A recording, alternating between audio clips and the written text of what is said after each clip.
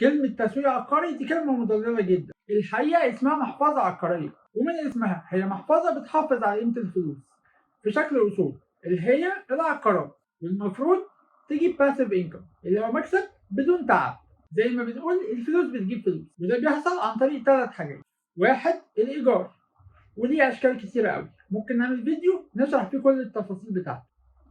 2، كابيتال ابريشيشن، وهي زيادة قيمة العقار نفسه، وده بيحصل عن طريق الخدمات المحاوطة بيه. يعني حضرتك تشتري عقار في مكان ما فيهوش حياة، بس مع مرور الوقت المناسب يبتدي يبقى فيه خدمات شغالة، وفيه ترافيك، وفيه بني آدمين عايشة، فاللوكيشن يبقى عليه طلب، فسعر العقار يزيد. تالت واخر حاجه هي ندره العقار، كل ما العقار يبقى عليه طلب ومفيش منه كتير كل ما سعره هيزيد. امتى اقول انا بستثمر في العقارات؟